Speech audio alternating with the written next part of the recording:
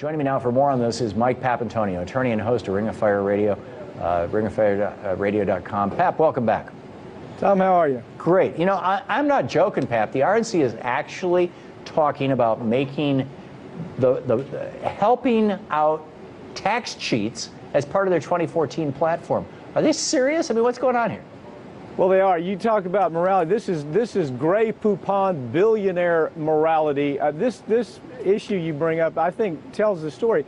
In simplest terms, what the Republican law, this repeal of this law does, is it prevents the IRS and the Department of Justice from being able to trace tax evasion money back to criminal corporations. Very specific. You can't trace the money. Right now, there's possibility of doing it. They want that to disappear. Secondly, it helps corporations hide their money in secret places, offshore banks, exactly like drug cartels do, exactly like terrorist organizations do. It's a way to hide their money.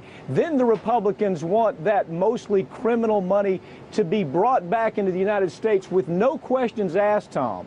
This is what this new Republican, and let me point out, this isn't just run-of-the-mill Republican. This is coming from the very top. They want no questions asked when a criminal corporation brings the money back into the country, and they want no tax liability at all. Taxpayers, this is what it does to taxpayers.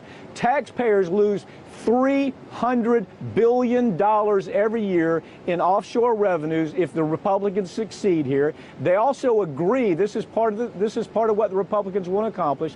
They agree to allow criminal corporations get out of jail for laundering billions of dollars in money. The Republican mobsters, Tom, that are passing this legislative effort are actually the very highest leadership in the Republican Party. That's the Grey Poupon billionaire morality that we're talking about here. This is bizarre. Pap, is this actually a piece of legislation that's being promoted, or is it a concept? Well, that's a very good question. I mean, that's a loaded question. It is, in the sense, a contract. And you know what the contract is?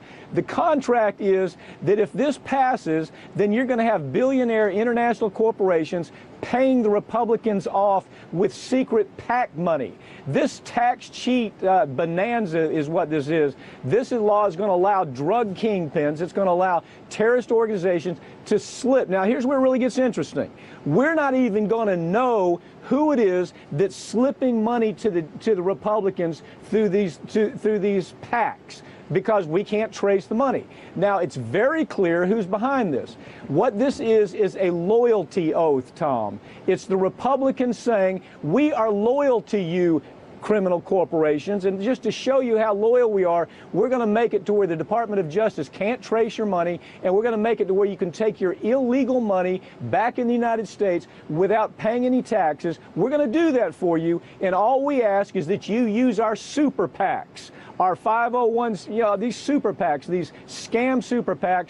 Give us your money. It's not going to be traceable. It can come from criminal corporations. It can come from drug cartels. It can come from terrorist organizations, if that's what you want. You tell us what you want, and we're going to let this law go. Look, this almost sounds like fantasy. It's so crazy, it sounds like I'm sitting here making it up. It's taking place right now as we speak, and it's coming from the very, very top of the Republican Party. So this is an actual specific piece of legislation that is being introduced into the House and the Senate, or is this? It absolutely is. Right now, what's been happening, Tom, is the government has been negotiating with foreign banks. They've been negotiating with Switzerland. They've been negotiating with offshore banks to say to those banks, we want to know who the criminals are, okay? Right, yeah, there was that whistleblower for UBS, although the whistleblower himself actually ended up going to jail. But yeah, I got it. That's exactly, okay. So these corporations say, we were going to tell you that. Now the Republicans say, oh, no. We don't want to know who the criminals are, because the criminals are the people that are giving us this money. So what's happened? Some cat by the name of you, who's a Republican fat cat, is trying to pass legislation to repeal the law that would allow the Department of Justice to trace the criminal money and then tax the criminal money and actually put criminals in jail when they engage in offshore banking and then bring the money back in the United States. This sounds remarkable. It sounds almost crazy to even hear these facts. But I promise you, this is what's happening right now as we speak, and the Republicans are unapologetic about it. Yeah. Now, they're saying, well, we don't know if we're really going to do this. Yeah, they really are wanting to do this. They've actually written the piece of legislation to make this happen. Amazing. Next week is the 38th anniversary of the Buckley versus Vallejo decision, which was the first time that the Supreme Court really kind of came out and said explicitly that money is protected by the First Amendment. And we're going to interpret money as speech, and therefore it's protected by the First Amendment. And then this, of course, was further cemented into our law by the Citizens United. The fourth anniversary of that was yesterday, or maybe the day before. And now we're moving to McCutcheon, yeah, which is even worse. Yeah, I mean, isn't this just like the logical consequence of you know, these royals, this judicial supremacy, these, you know, the 5 out of the 9 right-wingers on the Supreme Court turning America into a plutocracy?